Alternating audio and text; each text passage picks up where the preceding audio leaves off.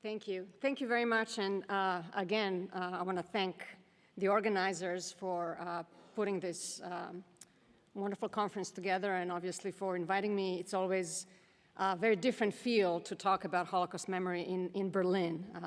So I'm always excited in a way by that opportunity.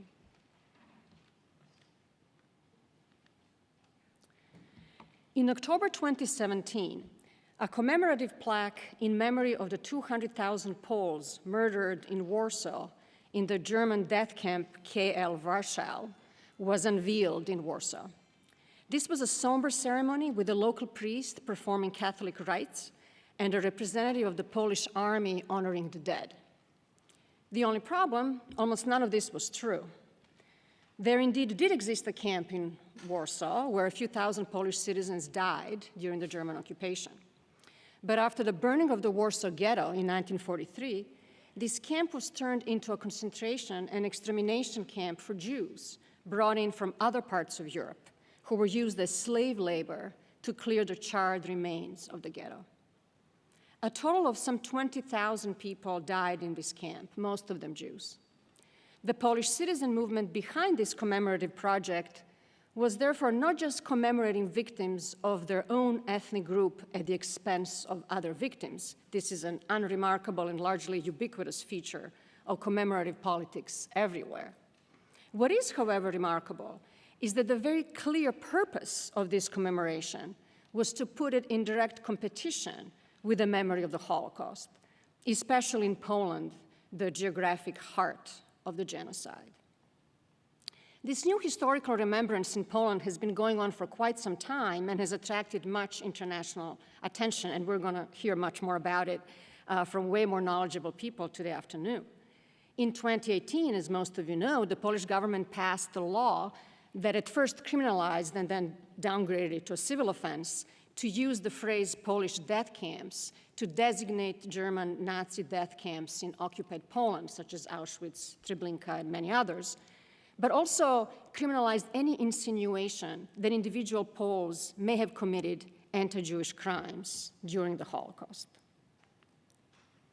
At its most extreme, the new Polish remembrance has inverted even the basic understanding of the Holocaust, as in this cartoon published in a right-wing Polish magazine that depicts the so-called Holocaust, the alleged annihilation of Poles by collaborating Jews and Nazis. But Poland is hardly alone. This new historical revisionism has been flourishing across post-communist Europe and is especially visible in historical museums, monuments and memorials, history textbooks, and rehabilitation and restitution laws. There is a remarkably strong but nationally flavored trend of appropriation of Holocaust memory, especially its narrative and visual repertoire, to instead tell the story of non-Jewish national victimization. And most often in the story, this national victimization is victimization by communist regimes. For example, 2014, the Historical Museum of Serbia in Belgrade put up a highly publicized exhibition called In the Name of the People, Political Repression in Serbia between 1944 until 1953, which promised to display new historical documents and evidence of communist crimes carried out by communist Yugoslavia in the first post-war years. The most stunning visual artifact displayed was a well-known photograph of emaciated prisoners.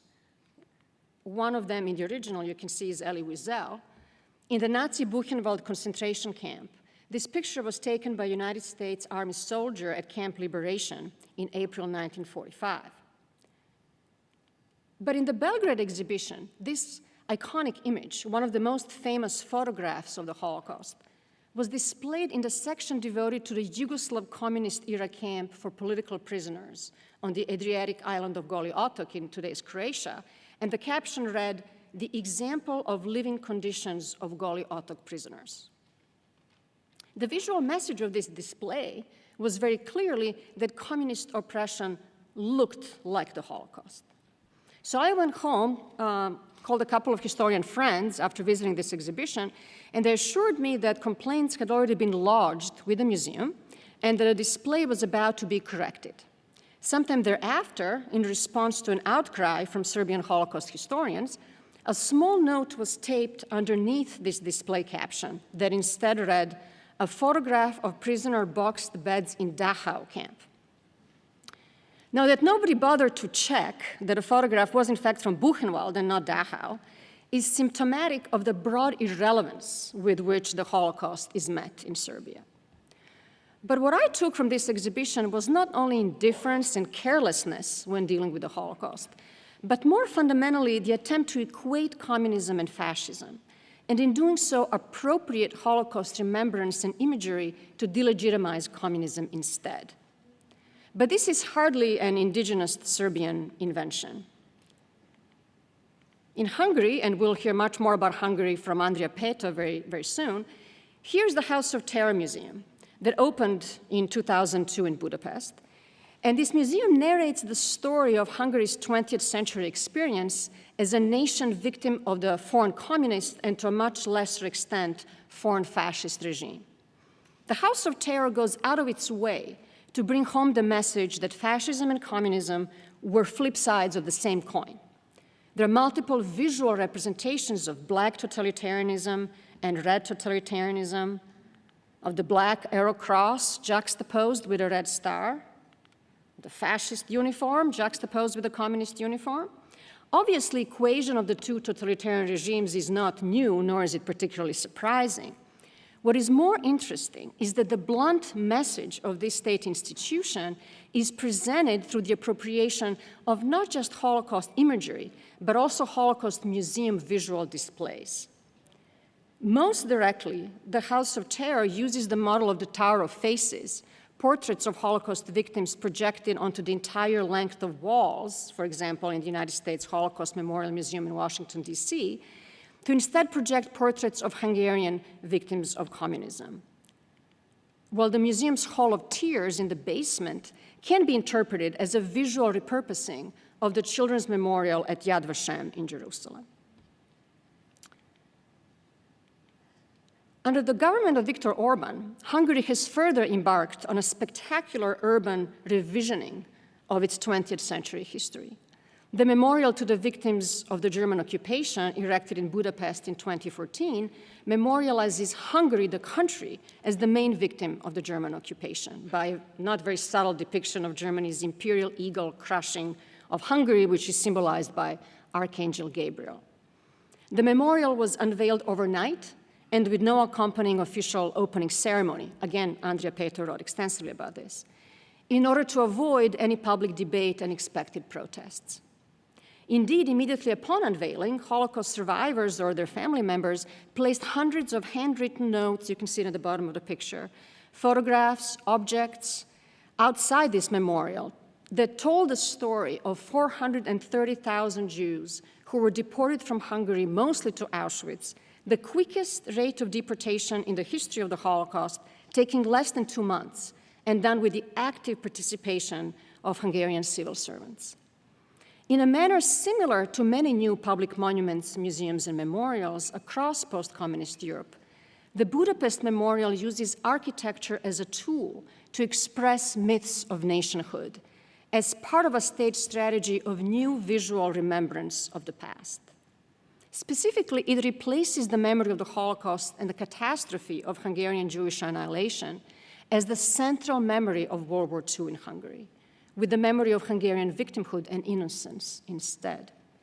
It also purposefully replaces the responsibility for the murder of Hungarian Jews from Hungary's Axis allied government and places it firmly with Germany, presenting fascism and its exterminationist policies as alien, foreign intrusions. And this shift, therefore, completely removes the history of the Holocaust in Hungary before the German occupation in 1944, the period that left 60,000 Hungarian Jews killed as early as 1942, the annihilation carried out not by Germans, but by Hungarian forces under the rule of Regent Miklos Horthy. Similarly, in the attempt to erase fascist crimes and use their imagery to represent real or imagined crimes of communism, at the site of the Stara Gradiška camp in Croatia, which is part of the much larger Jasenovac complex of camps, The Croatian government mounted a memorial plaque in 2011, memorializing, quote, political prisoners, victims of the communist regime who perished in the Stara Gradiška prison on the occasion of August 23rd, Day of Commemoration of Victims of Totalitarian and Authoritarian Regimes. And note the direct use of the European Union resolution establishing August 23rd as a day of commemoration of victims of two totalitarianisms. The use of the word prison and not camp is important here because it directs remembrance to the pre-war and the post-war period when the site indeed was used as a regular criminal prison, but not to World War II era Ustasha death camp, where more than 12,000 Serbs, Jews, Roma, and other enemies of the independent state of Croatia, including a very high number of women and children, were killed. Out of the 3 memorial plaques placed at the site of Stara Gradiška, not a single one indicates that it was the major concentration camp during World War II, where, I should add in full disclosure, my father was interned as a child. 200 meters away, however, you can see an old monument to victims of fascism between 1941 and 1945 that has since crumbled and is in ruins, nobody bothering to repair it. All of this revisionism has happened not in spite, but as a result of EU's own practices of remembrance, especially its reductionist interpretation of the 20th century as an era of two totalitarianisms equal in their criminal nature. EU's youngest member, Croatia, was nothing but a quick study. This new type of Holocaust remembrance, however, is not exactly the same as Holocaust denial. Viktor Orban even declared 2014 a year of Holocaust commemoration. However problematic, it does not prominently feature voices that completely deny the Holocaust as a historical fact, nor challenge its most established realities. It is also not quite the same as trivialization. While the emphasis always is on the larger ethnic suffering, it is relatively rare to hear outright belittling of Jewish victimization. A more nuanced way of understanding this type of Holocaust remembrance is as memory appropriation, where the memory of the Holocaust is used to memorialize a different kind of suffering, such as suffering under communism or suffering from ethnic violence perpetrated by other groups. This process is not simply a byproduct of post-communist transitions. It is, in fact, an integral part of the political strategy of the new right-wing governments in post-communist states. These governments are basing their contemporary legitimacy on a complete rejection of communism and a renewed connection to the pre-communist and, above all, ethnic character of states. Holocaust remembrance, then, is no longer about the Holocaust at all, but is about the very acute legitimacy needs of post-communist right-wing regimes, which are building their identity as fundamentally anti-communist, which then in turn helps them be perceived as more legitimately European and closer to the West. To understand this process, I argue that post-communist states today are anxious to be perceived as fully European by core Western European states, a status that remains fleeting. Being fully European, however, means sharing in the European narratives of the 20th century, perhaps the strongest being the narrative of the Holocaust. The European narrative of the Holocaust, which understands it as a foundational block of post-war European identity, has created stress and resentment in post-communist states, which have been asked to accept and contribute to this primarily Western European account as members or candidate states of the European Union. The problem is that the Holocaust memory as developed in the West does not fit with a very different set of Holocaust memories in post-communist Europe. This lack of fit is evident primarily in the lack of centrality of the Shoah as the defining memory of the 20th century experience across the post-communist space. Instead of the memory of the Holocaust, Eastern European states after communism constructed their national identities on the memory of Stalinism and Soviet occupation, as well as pre-communist ethnic conflict with other states. The European centrality of the Holocaust then replaces the centrality of communist and ethnic victimization as the dominant narrative of post-communist states, and is therefore threatening and destabilizing. Post-communist states have attempted to resolve these insecurities by putting forward a new kind of Holocaust remembrance, where the memory, symbols, and imagery of the Holocaust become appropriated to represent crimes of communism instead. For example, in Vilnius, Lithuania, the top tourist destination is the Museum of Victims of Genocide. But in a country that was ground zero for the Holocaust, where 95% of pre-war Jewish population was annihilated, the highest percentage of any occupied country anywhere in Europe, this is not the museum to those victims to that genocide. It is instead a museum to the victims of the Soviet occupation that in Lithuania is considered the real genocide.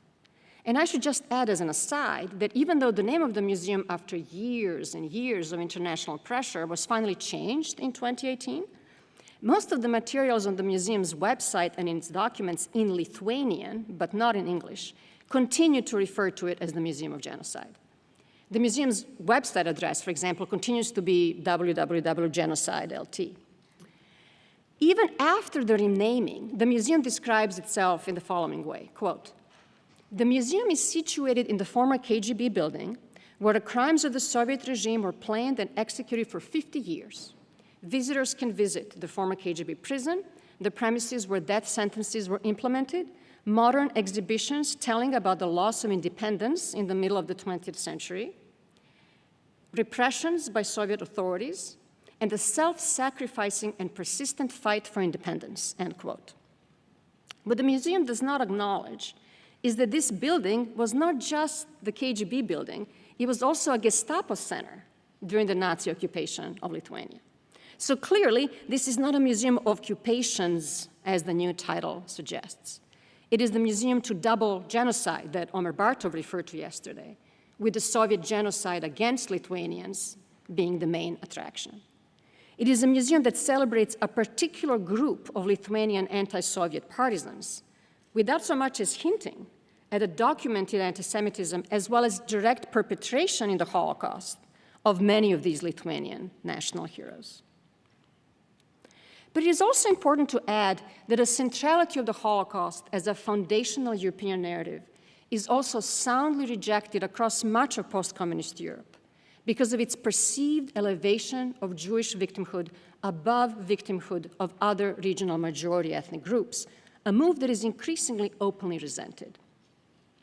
The cosmopolitan Holocaust memory's focus on Jewish suffering is also begrudged in much of the region because it brings about discussion about extensive and deep local complicity in the Holocaust and material and political benefits of the complete Jewish absence across Eastern Europe. Jewish businesses, homes, and property have, over decades of looting followed by communist seizures, slowly morphed into the general economy with difficult and sporadic attempts at restitution. Contemporary Holocaust remembrance practices, such as those sanctioned by the Polish or Hungarian governments, avoid these difficult discussions by deflecting all responsibility for the genocide of the Jews onto Nazi Germany, absolving the national past from any appearance of impropriety or crime. So why the Holocaust? Why now? The memory of the Holocaust has been debated and revisited and debated again, so why does all this still matter? My principal point that I want to leave you with is that while the historical and moral importance of Holocaust remembrance should be self-evident, Holocaust remembrance is also important for global politics. The move toward Holocaust appropriation across post-communist Europe indicates that there's a lot going on under the European Union cloak. As the alarming turns to illiberalism in Poland and Hungary and elsewhere show, joining the EU was not the end of history its architects imagined. And in fact, EU accession has allowed these states to embark on radical projects of historical inversion, which do tremendous violence to the historical record of World War II for very contemporary political purposes, including instrumentalizing the Holocaust in increasingly banal and pathetic ways.